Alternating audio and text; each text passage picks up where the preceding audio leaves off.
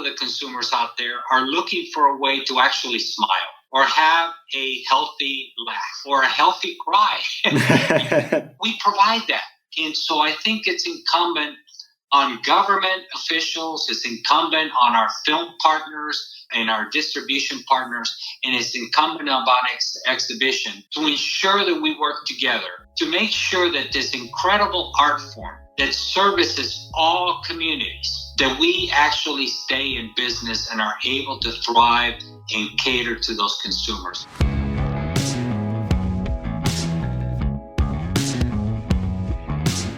This is the Box Office Podcast.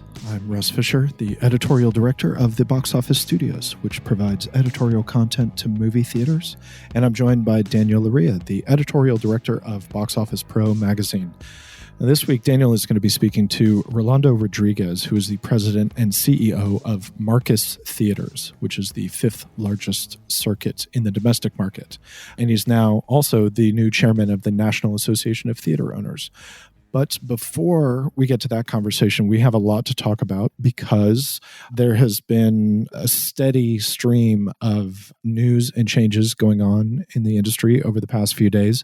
Everything kind of began with, as I'm sure you know, the James Bond movie No Time to Die being pushed into 2021, which kind of spurred Cineworld / Regal to close all of their screens in the US and the UK, and a number of other changes have followed from that. Daniel, beginning with that timeline, let's talk about where things stand right now. Well, obviously, that Bond movie completely took, I think, everyone by total surprise. We're talking about a change so late into the plans for theatrical release of the movie that massive global marketing machine associated with any James Bond title was already up and running. We had the music video for the theme song already up and out there. We had long lead press coverage. You just saw the cover for Total Film magazine with a very interesting spread on Daniel Craig's new title in the James Bond franchise come out. So, Russ, a lot of those things were already in place. I've always compared changing the date of a James Bond movie to a little bit like changing the direction of a Freightliner, right? I mean, it's a 180-degree turn of this massive ship where you have to coordinate with luxury watch brands, luxury alcohol brands, cars, just all of these different things for it to make sense. And, it was such a sudden decision that by the time the second shoe fell in this conversation, which was the Cineworld Regal decision to close all of their US and UK locations, we were just too caught up in the moment to sort of step back and really start to connect the dots on what was happening. Russ, on your end, what sort of surprised you from that move? What was the timeline for you as you found out about this news? I mean, the whole thing was kind of shocking. It feels like an action movie in real life, except it sucks. The Bond movie changing dates, as you say, was a huge deal. And it really seemed to take everybody by surprise. And Cineworld's decision seemed to kind of follow directly from that. Like, I wonder if there had been more or different notice of No Time to Die changing dates, if a company like Cineworld would have reacted differently. Obviously, we're never going to know that. Things happened the way that they did. Cineworld very abruptly closed all of their screens. I mean, it was a thing that was, on, what was it, a Friday or it was a Saturday night that we heard that they might close. And by Monday, everything was pretty much in place. And unfortunately, it wasn't just us who were finding out. Employees of those theaters found out pretty much in the same timeline that we did, which means that the jobs that they were assuming they were going to have over the coming weeks suddenly were in doubt or simply gone, which is a very difficult thing for a lot of people. So the whole thing has been really quite, it's a shock. There's no other way to put it. It's interesting that you mentioned the Cineworld action kind of taking us by surprise. I think that was definitely my first instinct as I was catching up to this story, which, is we start hearing rumors. I'm shooting out email to our wonderful colleagues at Regal Press, at the Regal Press office, Friday, Saturday night. I didn't get anything confirmed until 2 a.m. Monday morning, to give you an example of how that, waking up first thing on Monday morning was like. But that being said, this is sort of in line with the way that the Cineworld corporate culture has really sort of reacted to a couple of things over the last couple of years. What I mean by that is that this is a company that is used to taking decisive action during pivotal moments that will affect their business. That happened when they acquired Regal a couple of years back. Shortly after acquiring Regal, I think the first CinemaCon under Cineworld Regal being one entity, they go out there with an announcement saying they're going to go all in on 4DX motion seating, putting a huge investment in sort of bringing a lot of these motion seating auditoriums into the United States. Again, a very sort of sudden announcement with decisive action. It happened when, and I think we even talked about this when it happened in real time, Russ, when they dropped Coke for Pepsi. Same thing over a sort of like overnight decision. The second biggest exhibitor in the United States changing their soft drink company. That's something that has a big ripple effect in our industry. And I think it ultimately sort of displayed itself when, to everyone's surprise, can you believe this was last year? I'm not even sure it's even been a year. When Cineworld announces it's going to acquire Cineplex, the largest circuit in Canada, the fourth largest in the North American market, and then acquiring Cineplex, it will become the largest exhibition circuit in the world. Something that Cineworld decides it's not doing anymore. And by the way, they're now engaged in legal action in sort of dissolving this mega merger between Cineworld and Cineplex. So again, this is a company that reacts in very bold, decisive ways to changes in the market. So in some ways, yes, it's extremely surprising, but in others for us, this is part of that Cineworld culture that takes really strong stances on things that they feel affect their bottom line. And of course, looming behind all of this, I have to bring it back to that, is the legacy of Trolls World Tour. Right. Trolls, you know, when it's all said and done, I think we're all going to still be shaking our heads over the fact that Trolls World Tour is one of the decisive movies of 2020. It's a film that will probably go into film history that has nothing to do with the film itself. In the history of exhibition, the impact of this title and the ripple effects it's had are still being felt today and might be felt in the industry for generations to come. I mean, without over-exaggerating the matter. So backtracking the whole thing, Russ, can you lay out some of the main sort of building blocks of what happened after Universal decides to take Trolls World Tour directly to PVOD in April? Of course, going way back months, now feels like years, No Time to Die was, of course, the first major title to move because of the coronavirus. But then Universal's Trolls World Tour, which was set to be an Easter opening, exited its April 10th release and instead went to PVOD, where over this course of a couple of weeks, according to Universal, it made more money than the original made in theaters. It was priced at $19.99, and you know, in a lot of ways, it was kind of I think for a lot of families, it was a novelty thing. It was like, oh, okay, we can see this big new movie at home when we are quarantined with our kids. Nobody has anything to do. Universal reaped immediate benefits from that, or so it seemed.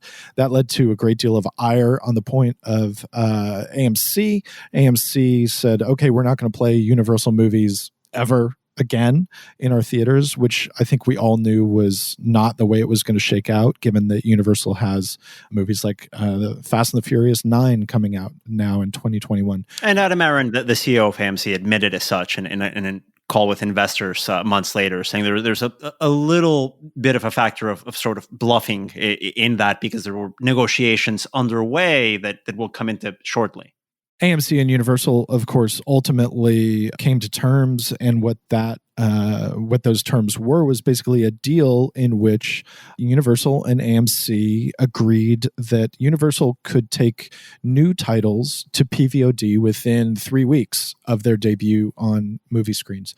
So these theatrical windows, which have been a point of contention between studios and exhibitors for years, suddenly were almost kind of unilaterally by AMC shrunk down to 3 weeks, which is a huge deal with ramifications that we're still only beginning to really see play out in the real world.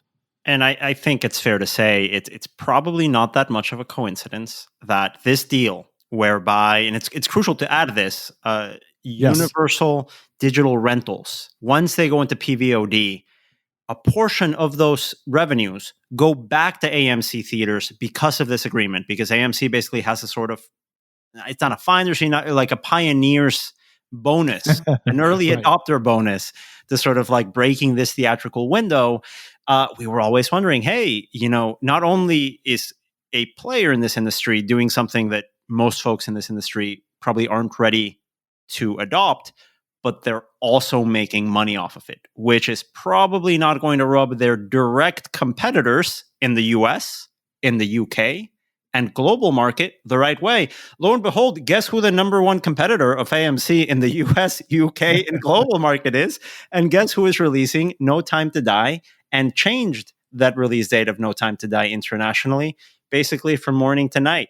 That's why I think Universal has a sort of looming presence around a lot of the things that we're seeing here, and specifically the ripple effects and ramifications of that AMC Universal deal that you point out, Russ. We of course, are saying this, sort of connecting the dots as we're reporting the story.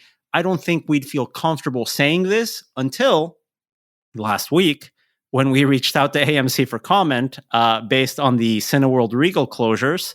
The CEO of AMC, Adam Aron, provided a quote saying, quote, "Fortunately for AMC, our groundbreaking agreement with Universal Studios announced earlier this summer puts AMC in a position where we can open our theaters when others may feel the need to close. We are fully comfortable showing Universal films in our theaters, even as they implement premium video on demand, as we have mutually agreed. This is because AMC will share in premium revenues coming from their early availability in the home," end quote. And that is a quote coming as a response to another cinema chain closing, citing lack of content. So these things are sort of lining up. And as analysts here observing from the sidelines, there's a couple of coincidences here with some of the players that we're seeing over and over again. And meanwhile, another major player, of course, is Disney.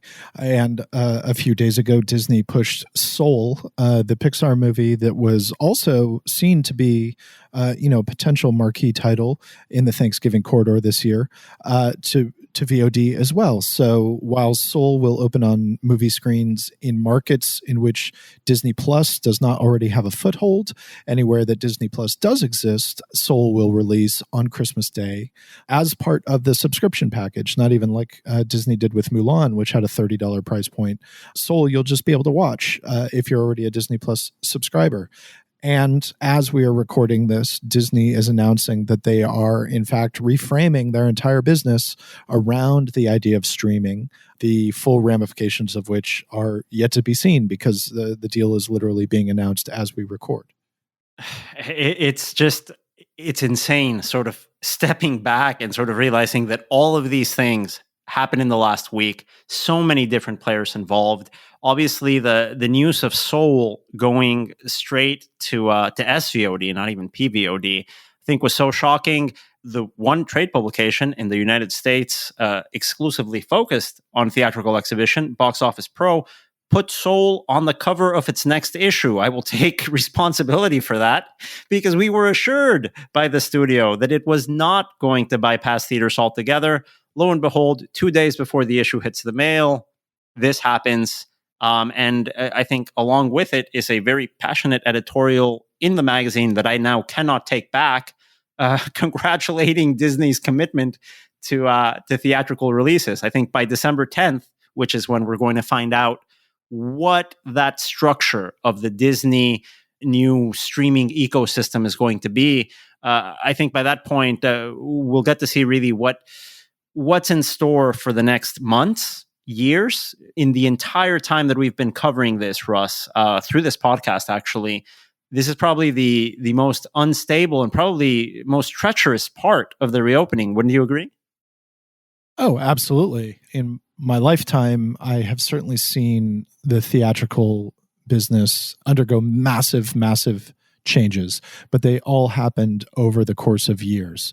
And we are now experiencing upheaval and change that is probably, in the largest scheme of things, may not be exactly unprecedented, but it's happening so quickly that it's very difficult to take stock of what it will mean, because we just haven't had a chance to see any of this play out in real time yet. In light of that, as we sort of see different companies sort of step back and figure out how to move forward, how to respond to a lot of this news that's happening on the podcast, there was a reason why we sort of gave a very general overview last week in the first 10 minutes with Rebecca on the basic facts, right? We wanted to sort of see how some of the reactions would fit in. Since then, we have the CEO of VUE International, one of the biggest film circuits in the world, certainly one of the biggest in the UK, openly admitting, Tim Richards, the president and co-founder of VUE, that they are actively exploring and considering flexibility on theatrical exclusivity.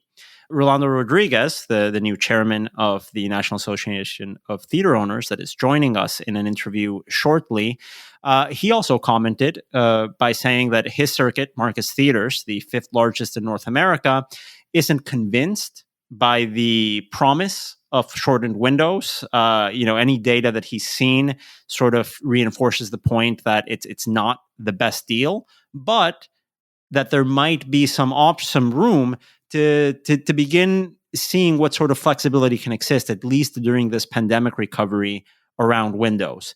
So we're seeing these sort of statements from figures that are either accepting the change of that flexibility of windows, such as AMC, those that are beginning to consider it, like VUE, folks like Rolando from Marcus saying, hey, we're not convinced yet, we're looking at things temporarily. And then on the other end of the spectrum, Cineworld, that has always been very, very vocal about not accepting any title that does not adhere to theatrical exclusivity. And I don't think it's also a coincidence that next on the market, the two releases in the United States are Universal titles. The Croods, A New Age, and Freaky, two titles that, well, I really can't say what sort of exclusivity window they're going to follow or not. But at the end of the day, Cineworld takes an action based on a release calendar with 3 Universal titles in the immediate range. Very, very interesting to see not only their reaction, but everybody else's. Russ, we've talked about this in the past in terms of the big sort of shifts that we're seeing, at least with the Disney thing, which is a completely separate part of the narrative, but probably an even bigger part of the narrative. Because if Disney makes any sort of long-standing decision based on their distribution plans concerning cinemas, that will render any changes to theatrical exclusivity really largely null and void.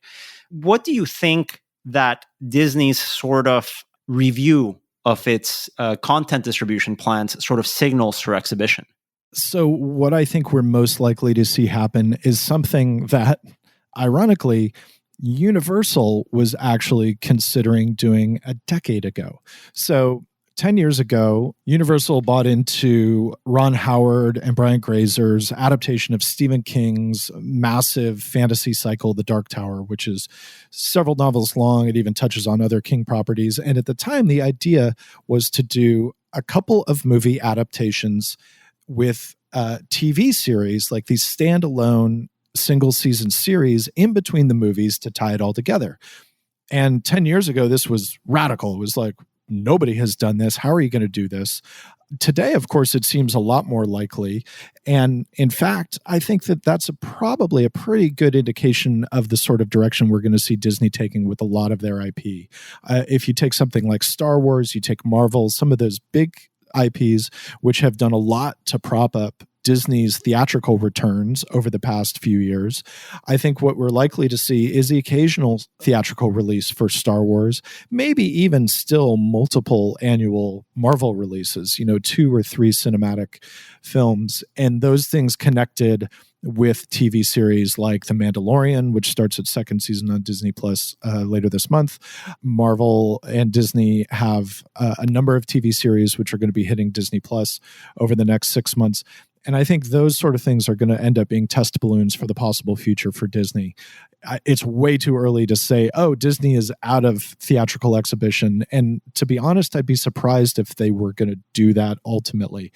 But I think if you look at it going down the road, what we're looking at 5 years from now, I think we're going to end up seeing something where Disney is trying to use content on one side of a service to push audiences into a different experience, which is theatrical, and then push them back to Disney Plus and streaming to get the rest of the story. And, is that going to be the model for everybody going forward? I don't know. Not many places have this sort of IP catalog that Disney does to leverage such a strategy. But I think from Disney, that's almost certainly going to be what we're going to see.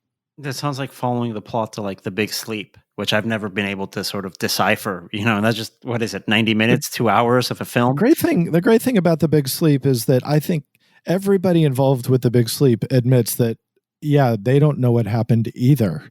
The Big Sleep being a fantastic adaptation of a Raymond Chandler novel with Humphrey Bogart, Lauren Bacall. They reshot a bunch of it after Lauren Bacall became a bigger star. It was delayed. There are two different versions of the movie, because there was one version released before World War II in previews, and then the other one came out, I think, 1946. Amazing movie, but yeah, it's weird, and you don't know what's going on. And the point is, it doesn't matter. It doesn't matter what's happening in The Big Sleep. You're there to watch Bogey and Bacall and everything else, and it's like, oh, the story? Yeah, I guess I care. A bunch of people are trying to put a con over on other people, and yeah, okay, great. Show me the movie stars. And that's basically what we could say about these sort of cinematic universes. I have no idea what's happening in this Marvel thing. There's like different worlds. There's time travel. Sure. Tell me a couple of jokes, and I'm just in there to have a good time. But again, this sort of decision puts, I think, an industry that depends on a stream of product, of content, to sort of as a sort of lifeblood to sort of sustain itself. I think this move from Disney and similar moves from different studios really puts a certain type of sector in exhibition at risk. And unfortunately, I think it's the sector in exhibition that depends and lives and dies by IP. IP that they don't own, IP owned by global corporations, IP that is very easy to market. It's not very difficult to sort of sell an Iron Man movie or an Avengers film or a Star Wars title. It makes everything that used to be just sort of plug and play into this industry and throws it out. Ultimately, yes, that's going to affect a whole bunch of folks. Yes, that is a very negative thing. But looking at the positive side, there is a sector in exhibition that doesn't rely on IP to sustain itself, doesn't rely on IP to sort of survive and find its way out of a crisis. And I think little by little, over the last couple of years, several circuits have identified that weakness in sort of saying how many audiences are coming in through these super mega franchises and the need to sort of diversify that. So they just don't rely on one studio or franchise altogether. Part of that is our guest today, Rolando Rodriguez. Rolando is a veteran exhibition. He's worked for a number of major circuits in the past. Since 2013, he's headed Marcus Theaters, the number 5 circuit here in North America. Last week, he was elected chairman of the National Association of Theater Owners. And like myself, Rolando is from Latin America, originally born in Cuba, growing up in the United States after moving there as a child. His experience in exhibition and in moviegoing has really informed the Marcus Theater strategy in sort of seeing how it can grow without being tied to just one type of film and one type of audience. Rolando, thank you so much for joining us. I remember, I think last time we saw each other in person was at the Geneva Convention last year on September 15th, I believe. And you came up to me before a panel we were doing, and you asked me, "Do you know what day it is?" And instinctively, I said, "Oh, of course, it's Mexican Independence Day." And you corrected me. You said, "Well, yes, it is Mexican Independence Day, but it's also Hispanic Heritage Month." And it was an interesting sort of exchange because it sort of reminds me of how this very important sort of month to sort of celebrate unification, really, of all Latin American and Hispanic people in the United States. Sometimes we have a tendency, even within our own community, both of us being Latin American, even overlook it amongst ourselves. And that's really a missed opportunity, I think, for a number of reasons. So with that sort of preface, I wanted to just start off and ask you, what sort of role do Latin American audiences play in our industry? I think to give a little backdrop into your question, I think it's number one, the Hispanic and Latinos play an incredible part, obviously, in our industry, and in particular when you think about the fact that almost 1 in every 4 customers that come through the door happen to be of Hispanic or Latino heritage. And, the reason that we're now coming to an end on Hispanic Heritage Month, which, from September 15th will end on October 15th, you need to take into consideration what makes that month so special. And it was really started by the fact that there were 7 countries that basically celebrated Independence Day right around the time period. But it wasn't necessarily just locked in on those 7 countries. It's about the fact that we had to pick a month that basically Latinos and Hispanics would be able to celebrate the richness of our culture and the fact that we play an incredible, not only economic, labor force and consumer base in the United States. And so the month of September 15th through October 15th plays an integral part in our communities, in our country, and frankly, in our industry. And so here, for once, you have a culmination of the Independence Day being celebrated by Central America, South America, and Mexico, countries from all 3 of those areas that became very, very significant. What's actually, I think, exciting to see is the dialogue that's starting to take place in our country relating to, obviously, diversity and inclusion and the impact that it makes, not only, to do but economically what it means for our country. Well, when you think about Latinos and Hispanics, the fact that we represent almost 60 million people in the United States, and the fact that we are 18% of the population and growing rapidly, there's general feelings that we could be as much as 30% of the population within the next, potential 10 years. That's a significant number of the workforce, the leadership in the future, and the consumerism in the future. And by the way, in our industry, we've been able to recognize that already when 1 out of every customers that comes through the door happens to be a Hispanic and Latino. Again, great way for our country to learn about the culture, the background, and also the potential economic impact that not only we represent today, but will be in the future.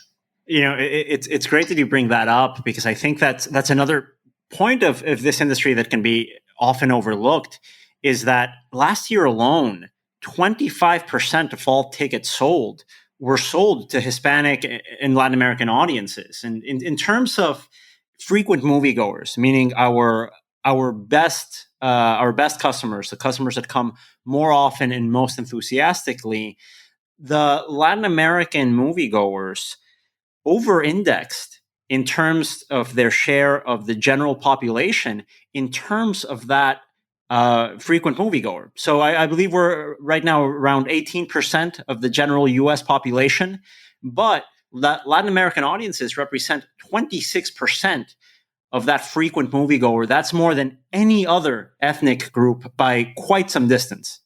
Without question. And I think that's another very important statistic that sometimes we overlook, right? And if you think about our industry, obviously we're facing tremendous challenges as we speak right now, not only in our country, but in our industry surrounding the virus that we're dealing with, and obviously the economic conditions and the social unrest that's taking place. But if you bring it back, and ideally in hopefully more normal times that I know that we will get to as a country and as an industry, it's important to recognize and hopefully play a bigger role in what this particular month represents, not only in our country, but in our industry. And so, when I think about diversity and inclusion, there's been an incredible positive movement that's taken place in our industry relating to women being recognized, right? Behind the camera and in front of the camera, and in particular in lead role. I'm very proud to see as a father of 4 amazing women.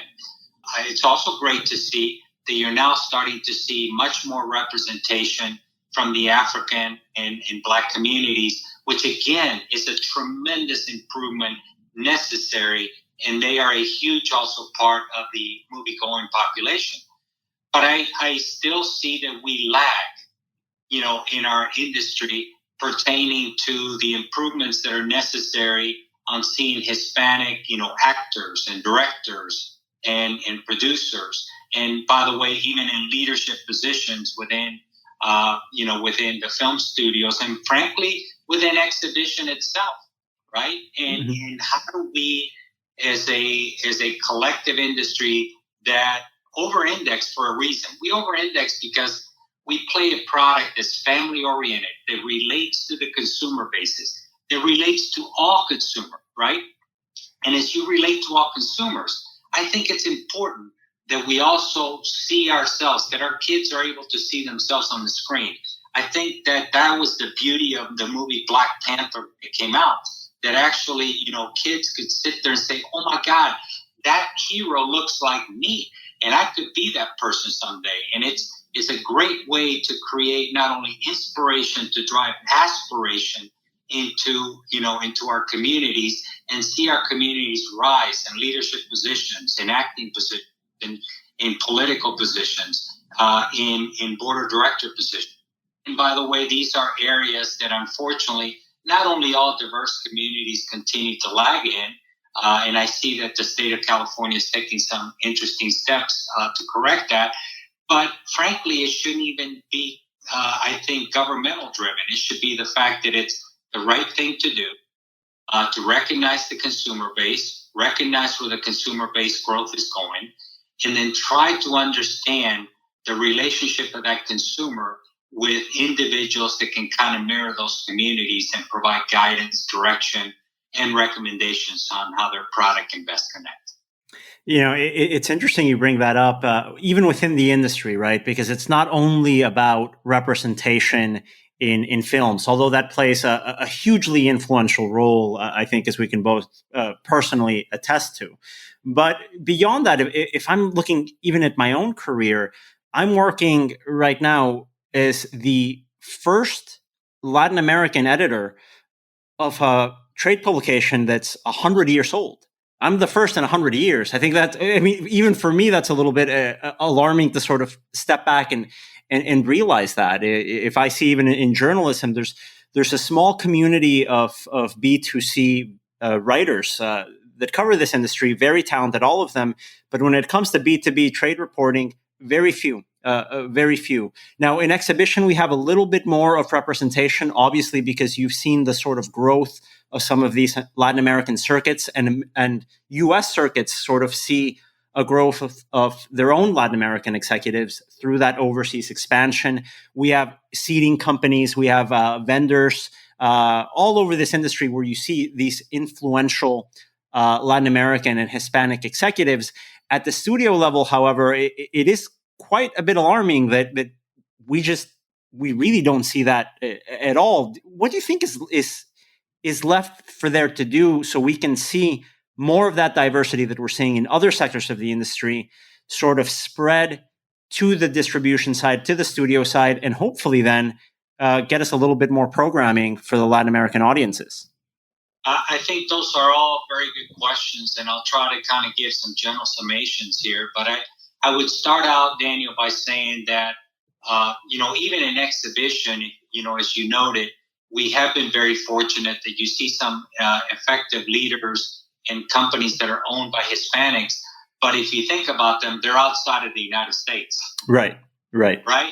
So even within exhibition, which we happen to be the most fruitful, right, singular in the industry, right, that generates, over $11 billion in a record year, obviously in 2019, that we in the U.S., which is obviously a melting pot, and there's 60 million Hispanics, you could rival that in the numbers of Hispanics in most countries, right?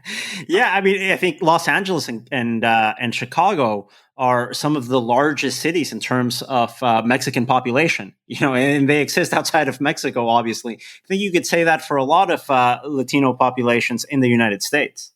Exactly. And so when you think about it, right, I'm very fortunate and grateful that I happen to be, a Hispanic Latino CEO that represents the fourth largest company in the United States. But aside from that, if you take the survey and even in the top 20, you will not find any others. And it's interesting because we obviously represent 1 in every 4, right? Mm-hmm.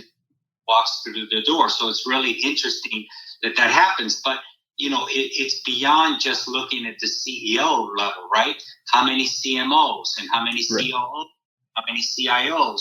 And so it's about leadership. And then if you take it broader and say, well, how many Hispanics sit in board of director positions, right, in the United States of public companies? And then that number gets really small. I mean, it's less than 2%. And you start thinking, oh my God, that really gets low. So going back to your initial question, I think that there's still a lot of work to be done, not only in exhibition, but clearly with our partners in the film companies that have been basically, I think they're starting to make changes. I think that there's clearly awakening that's happening through the social dialogue that's happening. But I think it needs to be a balanced approach. I think that they've made good progress in female leadership, which is, again, I applaud them. I think it's fantastic that they've done that. I think that they're starting to really move significantly in how do they improve in African American and Black Americans represented in their senior leadership ranks. But there's no question that there's a tremendous gap associated in our film and distribution partners that relates to Hispanics and Latinos. And that is, I think, what comes first? We're talking about, is it the cart or the horse, right? Yes. You start thinking about that and you go, well, if we have really very little to no representation in the artist, right? And the artist can't really influence the leadership that's supposed to be guiding the companies, or leadership in the companies, right? That can then further influence the fact that you have more Hispanic artists, participating. It seems like we don't have the cart nor the horse at this point. and so, you're right. There's absolute work to be done. I think that, at NATO, we started the Diversity and Inclusion Committee. There's a lot of good work that's being done that represents, by the way, all diversities. We're not just about one diversity, but all. But I think the level of awareness, I think that we need to ask our friends and partners in the distribution and film companies to ask themselves, are we properly representing our consumer base at our leadership positions, at our board of director positions? Are we taking that into account when we start thinking about the creative community and the product that we're actually delivering? Look, you've heard me say this many times, as you and I have spoken before. I'm still waiting for a Tigre Latino, right? One of these days, Rolando, I'm hoping. Only in theaters, of course. Exactly. So I'm really trying as hard as possible. How do we push that narrative and the importance of it so our young, Hispanic kids and Latinos that are growing up, that can look up at that screen and say, oh my God, that could be me. That could be me someday. And it's not in terms of becoming a superhero. It's the fact that you can reach greater heights. Mm-hmm. That's really the message behind it. That if obviously you're not going to become a superhero, but the idea behind it, that you can strive to become, strive to better your life, strive to better the lives of your communities, because as you do better, ideally you help influence your communities and move your communities forward. Yeah, and I think part of that, as you mentioned, is having a frank conversation with people and letting them know that this Latin American Hispanic population isn't something that is just limited to several cities or key markets in the U.S. I think sometimes a national conversation ends up being misplaced as a regional conversation. For example, I think your career is very telling in just how national of the conversation is when it comes to Hispanic audiences and the role that this plays. So a little bit of aside in this for our listeners. I grew up as an expatriate from Mexico, living in different countries, obviously going to the movies as a constant companion. But I moved to the United States really to live continuously, mostly as a teenager, to Miami, which we all know Miami has a huge Spanish-speaking, massive Hispanic population. Actually, during your days at AMC, I think you'd mentioned it to me before, Rolando, you actually opened the movie theater, AMC Sunset Place 24, where I had my first date. I went to go see Toy Story 2 at that cinema that you opened during your AMC days. So you knew very well for many years just the power of this Hispanic audiences. Now, when you come back into the industry at Marcus Theaters, which is in the Midwest, which Milwaukee might not be one of those places where maybe most people in the coasts associate with Hispanic or Latin American population. What were your findings? What did you sort of discover as you entered into this wonderful circuit with a lot of history in that region?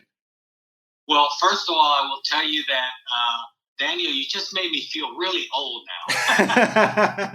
Well, what if I had my first date much later in life? Would that feel better? That'll make me look bad instead.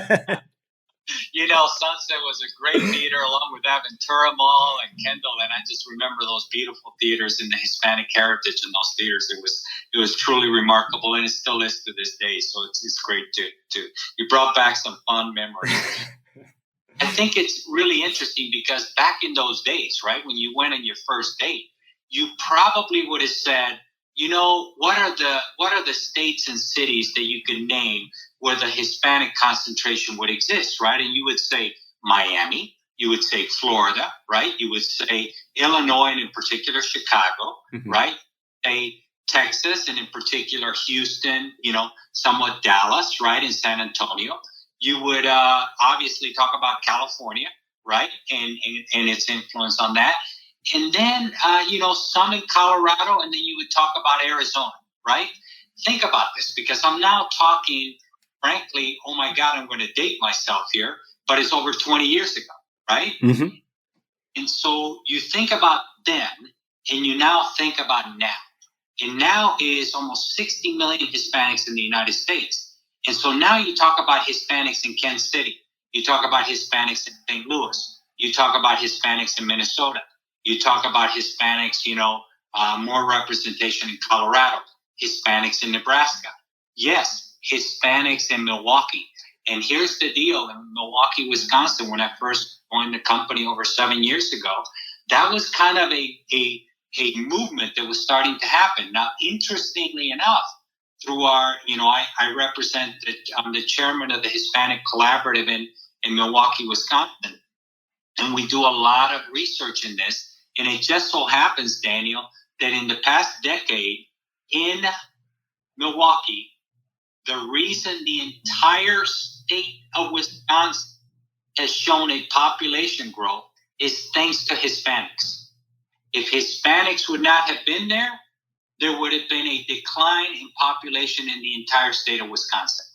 And so it is the most rapidly growing population base in the state of Wisconsin, in Milwaukee, in the southern portions of Wisconsin, and it's accounting for the fastest growth. Now, think about the importance of that. The importance of that is consumerism, if you're a business. The importance of that is workforce.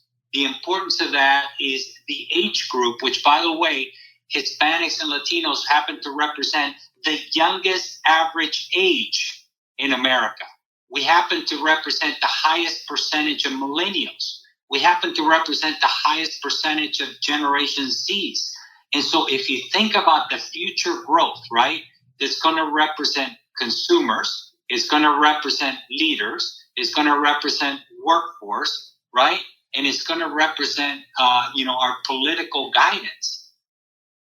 As business leaders, we would be, stunned or not thinking correctly, forward-looking strategically about what this means to us. And again, this is not to discount all the other diverse populations by any means, because Asians are growing and so are, the African Americans and Blacks. But we happen to be the fastest rate. And we happen to be, by the way, the largest number of ethnic minority in the entire United States. 60 million. Mm-hmm. Blacks and African Americans represent 36 million. So these are great populations that when people of color come together, when Black and brown come together, this represents a tremendous consumerism, leadership development, forward-looking aspects for all consumers to, and all businesses to be thinking about. And that's such an interesting point that you raise, and I think it also relates a little bit to what you were saying, that it's not just at the CEO level, right? It's in other sort of positions of influence, like at the CMO level or the CIO or CTO level. For example, I think it's interesting when we talk about the sort of experience of minorities or of underrepresented folks here in the United States. It's not that these are monolithic audience blocks that are just going to movies that represent them. They help, of course. We'll go see them. We'll go see Coco. But at the same time, I think Latin Americans, we buy tickets to every movie out there. As you said, that 1 in 4 is a very telling sign. I think it's one of those things that when we start talking about bringing these audiences back to the cinema in this sort of very difficult recovery effort, we really should be asking ourselves, am I doing enough to communicate with this Hispanic audience that overrepresents in terms of frequent moviegoers? Am I reaching them? No matter where you live in the United States, because it is a national conversation, are you doing enough for any title to sort of make sure that they know your cinema is open and that you're programming it? A great example about representation being part of the conversation, but not all of it, on a cross-cultural level, is what's happening in China right now, where a major title like Mulan isn't finding the traction that it thought it did. And you'll have a title with Hispanic heritage like Coco easily outgrows Mulan within the Chinese market. I think people like finding cross-cultural content and like relating to it. They just need to know that it's out there. Yeah, look, I think it's I think you hit it right on the mark. I think we're missing the fact that when you think about Hispanics, right, and how do you market to Hispanics, and the fact that we're ending the Hispanic Heritage Month, right? And I know that there's a lot of other topics that are currently going on in the world, right? But think about this. How much have you seen in any level of the media discussing Hispanic Heritage Month? Mm-hmm. And very little to none. And so we missed a tremendous opportunity in a time period that we're talking a lot about diversity and inclusion, that we missed this particular gap, right? When I think about it, as you know, I'm a Cuban American, was born in Cuba, and how I grew up, Daniel, is I grew up watching movies from across the world. Mm-hmm. I grew up watching, right, because the movies I couldn't watch were actually from the United States, by the way, because they were blanked out. But I grew up watching Chinese films, Japanese films, Canadian films, right, German films, Spaniard films, films from Mexico, films from South America. And for me, the beauty of our industry and what we represent is that we provide an education and other views of cultures that you could normally not get if you're not able to travel, right? Mm-hmm. And so for me was, oh my God, I grew up watching samurai movies and I grew up watching judo movies, and French film, by the way. So what an incredible richness that we have as an industry. And then how do we relate that to a consumer base that appreciates it? So when I think about myself and my background, growing up in Cuba, why do I love the movies so much? Well, I can tell you that my parents and I, every Sunday, we went to the movies. Every Sunday. That was our outing. No matter what, we as a family went to the movies. And we watched all different types of movies, as you just stated. And so we have an incredible audience space that's very, very loyal to our product. And in fact, it's an audience space that really relates to loyalty of brands, and brands that actually represent them well and recognize them. When you recognize, Hispanics within your product, it definitely has a relationship with their ability to make sure that they stay loyal to you and they keep coming back. So it's my hope that as we continue this conversation, on diversity and inclusion and the role of Hispanics and Latinos in America, and Hispanics and Latinos related to our industry and exhibition and distribution, that we see that there's an incredible opportunity for us to build a business and an incredible opportunity to do the right thing, right? So you're doing both. You're doing the right thing and making sure that you're connecting with your audiences, on the right thing to do. And then you're also connecting with them, with their product, with your product cycle, and building their loyalty base.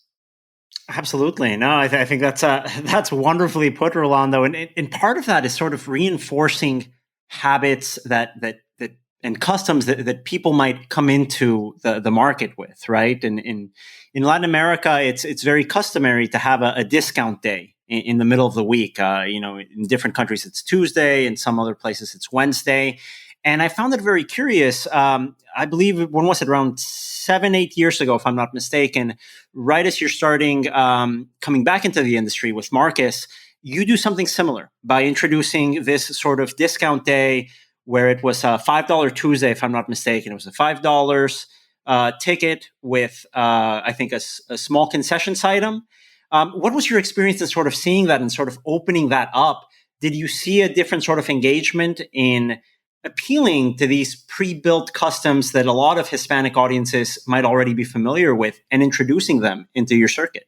Without question. I think we had a fantastic reception. We introduced this product just slightly over 7 years ago. And we introduced it as a $5 Tuesday. And by the way, with free popcorn, actually. We wanted our studio partners to recognize that we were putting our skin in the game as well. And the reason behind it was, if you think about over 7 years ago, there were still, economic challenges at that point in time.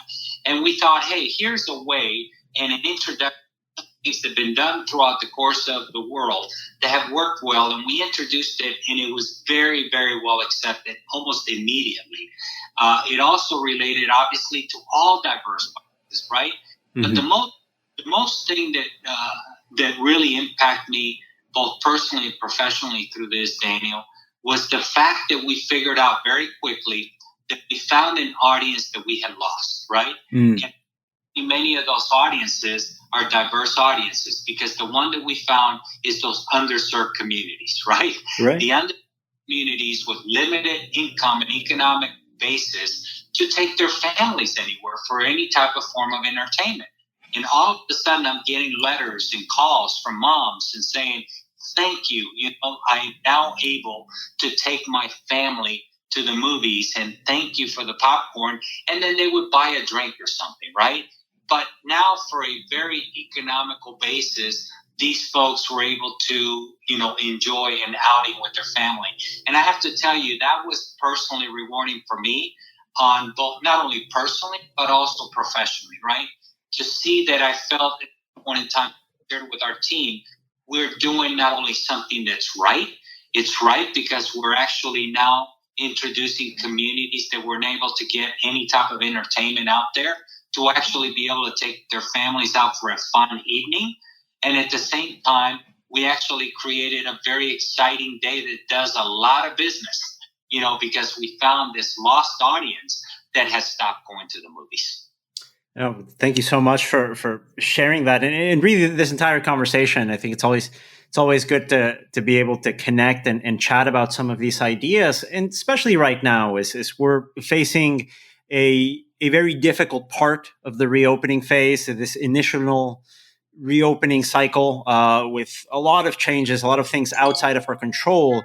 It's a sort of important lesson to remember that we've gone through some of these challenges as an industry. And as you note, Rolando, at the heart of this is reconnecting with a lost audience. That's probably the biggest lesson I take from these conversations. And these are lessons that once you engage with these conversations around diversity, around inclusivity, they can really apply for a number of different scenarios, including this COVID recovery.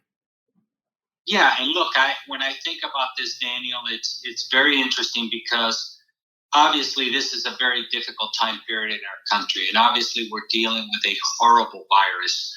And as it relates to our industry, we're going through a challenging time of figuring out, going back to my heritage,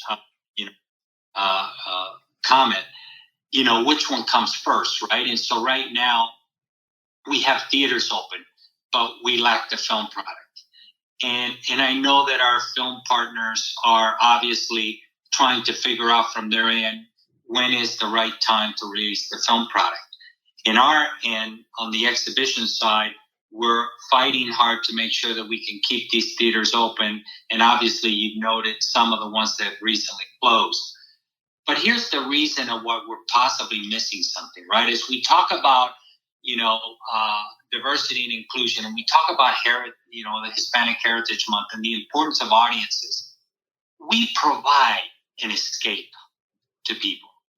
And I think that what NATO has done through CinemaSafe, what every one of our theater chains have done, what Marcus Theaters has done, we've all spent a great deal of time in our planning, in our systems, in our processes to make sure that people understand the safety procedures and keeping in mind the health and safety of not only our customers, but our associates, of critical importance. In fact, there isn't a case that can be traced to any theater at this point in time.